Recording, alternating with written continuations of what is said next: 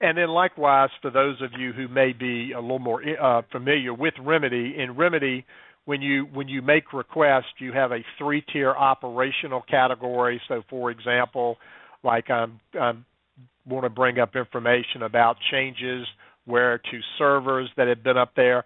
If I want to add those as a way to, again, help that filtering on this list, I can do that, and so forth and so on as you go down here. Product categorizations, I'm only looking for articles by a particular business service. But this ability to have this much more advanced search is what I think makes it very useful.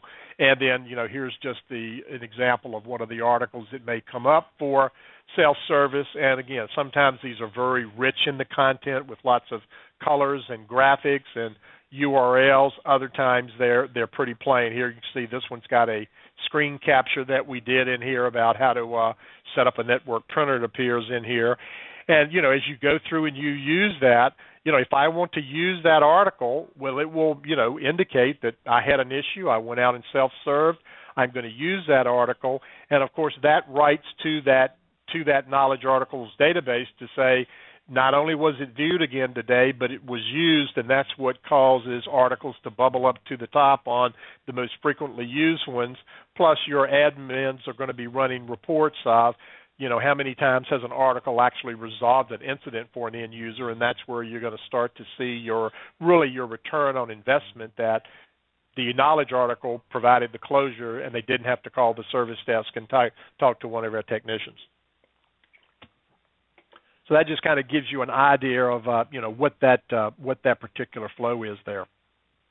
So if I close that out, again, anything that you want to type in here, you can do it. You've talked about how we can do the additional searches and so forth from a self-service standpoint. Now, from a technician standpoint that we have out here, I've logged into Remedy and I've gone on and logged into my knowledge management console here, and I'm logged in with the rights of not only viewing articles, but because I'm an admin and a creator, I can actually go in and create new articles. So that's one of my roles based on what the administrator has given to me from a Remedy standpoint. So what I'm currently looking at is, a list of, and I've actually said I want to see all the articles that are out there, and as an admin, I have the rights to do that. Or I could have said I only want to see articles that have been assigned to me as kind of the caretaker, or only to selected groups that I may have out there. Or I can further filter it down saying that, I'm only looking at the ones that need an update done to them, so I'm looking at the not published articles that I need to do. Or I can come in and say, I can define my own custom filters just by clicking on this little button here. And so here I've got one that limits the search to some criteria that I set up myself. And there's really just a very simple little wizard that comes up where I can create a new one. I give it a name. And then once I do that, I look at the search criteria and I can say, hey, I want to create a group that, it's based on, and here's a list of all the fields that are typically within our groups here. So I want to create an automatic filter for articles where the keyword is equal to some particular value, and then I can go look up that actual keyword and do things like that. So your users, and this is your staff users here, they can create lots of different views to help them out in whatever their daily role is, or the admin who set up their views could come in and do that as well. So let me go back to all of my articles here and show you a couple of examples here. So in looking at the pane in here, you can kind of get the idea that out of the box, we provide templates for you to do problem solution articles, to do how-to articles, to do decision trees where we're basically walking someone down a question and answer session, and depending on at each step what answer they chooses, it branches to a different spot within the tree. And then, of course, here are some examples of where we have leveraged content from some of our other partners that develop great content that you may want to consume. And these are typically for more COTS-related things, and why create something when they're all these great knowledge articles on Microsoft or whatever it may be that are already out there. So to give you a couple of ideas here on here is, let's pull up this one on how to customize dashboards for the Remedy System DSM. So if I double click on that and say I want to view that article, this one is one where somebody decided to really leverage some of the rich content capability from within the system. And what you're going to see here, and I don't have sound enabled for you to hear this, but this has both video and sound in here. But think about it, if you were either a staff member or an end user and you wanted to bring up, how do I do something? And whoever created the article has actually created a video file that can play, or it could be pulling down a YouTube forum down in here and actually playing and taking them step by step on how to do something. Again, it's going to be a quicker time to resolution and potentially even a first call resolution depending on where you did that one. So what's the question? What's the answer? In this case, instead of being a tabular type of answer, it was obviously where we were leveraging a video file. Oops, sorry, hit the wrong button there. So, well, this is good, though, because I'll show you. Remember, one of the things I talked about is when that staff member logs in, they get their initial dashboard that they set up for their views. And so as we come in and we look at this one now on Mary Mann, what I want to show you on this one is when Mary goes into knowledge management, she's going to have a little bit different role because of the way she had rights assigned. So you'll notice over here that Mary, in this case, can search knowledge articles, but she has no ability to create. That's because she wasn't given that designation. So even though the console is very much laid out and looks very similar to what we saw before, we can limit the kind of the admin functionality that happens to be out there. So Sally still gets a great list here. I mean, Mary can still have filters on there as far as what she's trying to do, but we can kind of go in and we can kind of control what that's going to look like. So let me go back in as a knowledge admin for a minute and actually show you what it looks like to actually come in and create some content as you go through here. So let me log off of Alan here. I did that. Let's log out of her.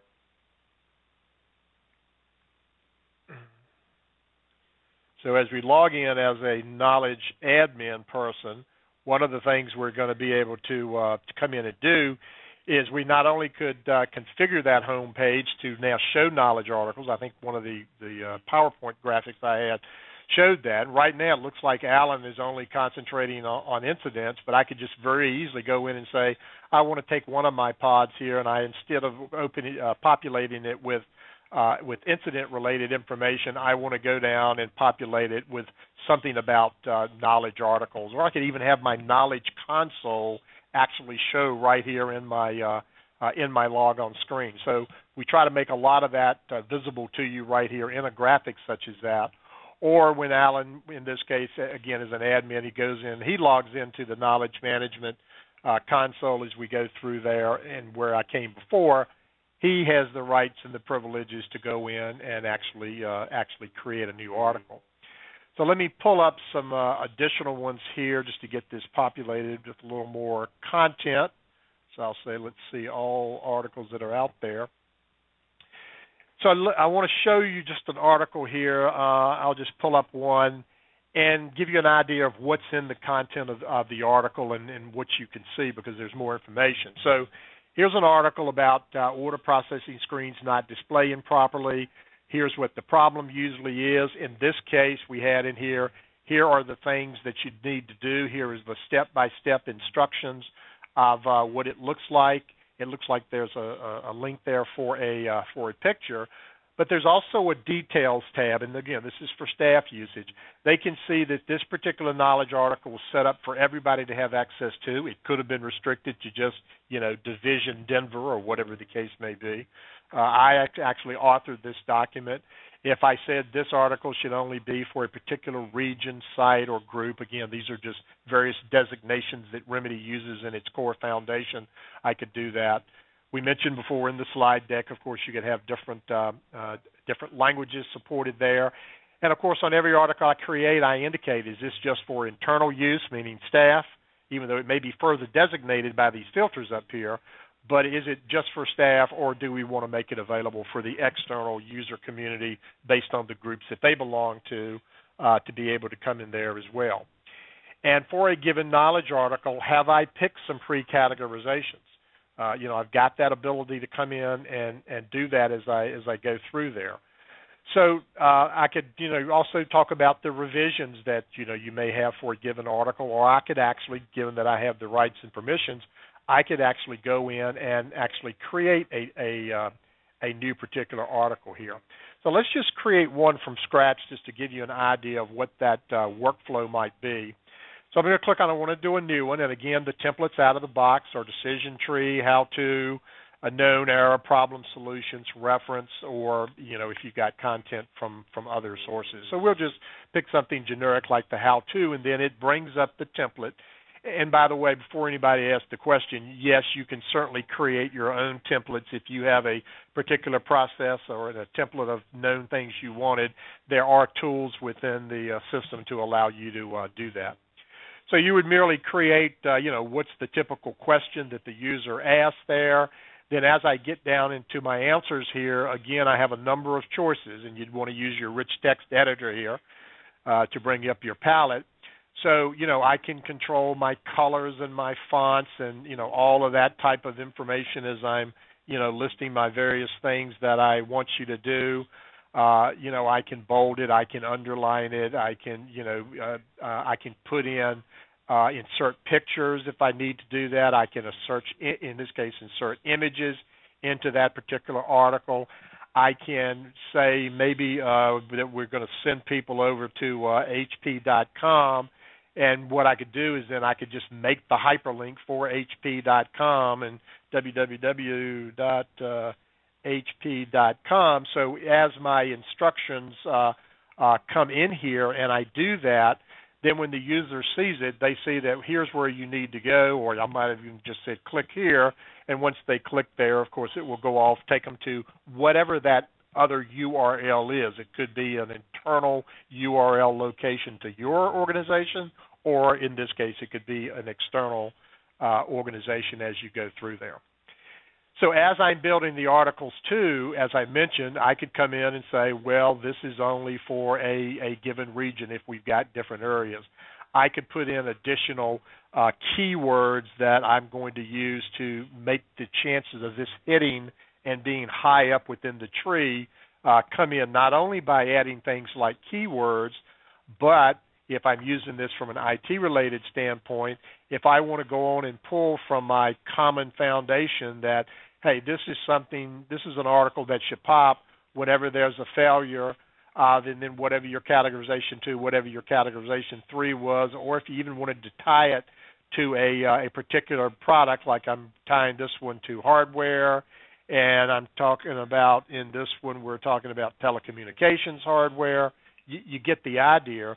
So that way, if a ticket were opened and when the technician categorized that ticket as, oh, somebody's calling in about a piece of that telecommunication hardware not working, this article then would automatically pop because I took the time to make these type of associations when I came in and built out the article.